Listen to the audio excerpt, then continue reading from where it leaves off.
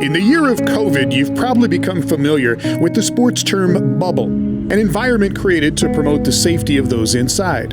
You might also be familiar with bubble hockey, one of the greatest arcade games from the 1980s, with its protective cover shielding the players from harm. And in 2020, the bubble concept was put in play to allow an entire college hockey conference spanning a large swath of the United States to safely save their season, at least the first half of it. This, they thought, was the best way to pull this season off and to give their teams a fighting chance to get games in, to play competitive games that will mean something. All these games count in the conference standings.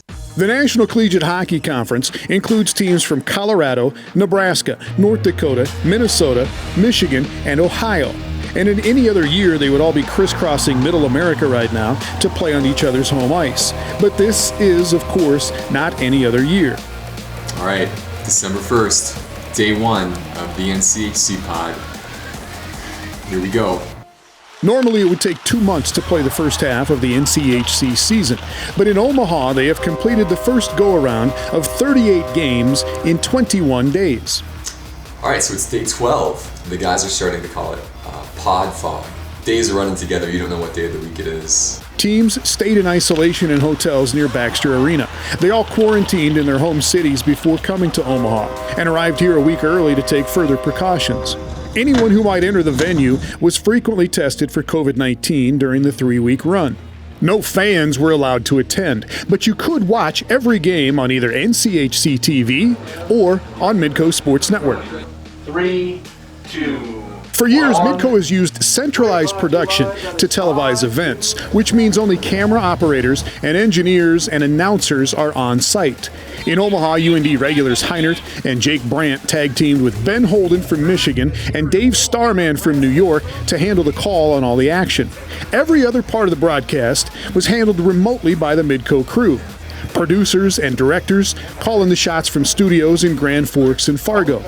Replays and camera changes, graphics and stats, and getting everything on the air handled in Sioux Falls. And in TV world, to produce 2 games a day for 5 days in a row would be an intense endeavor, let alone 2 or 3 games a day for 3 weeks in a row. But really though, since the second day, it feels like things have gone pretty smooth. Everybody's kind of figured out their role. Everybody knows what they're doing. All in all, it was a rousing Omaha success story, changing the game plan and coming up with a win-win solution to a pandemic problem.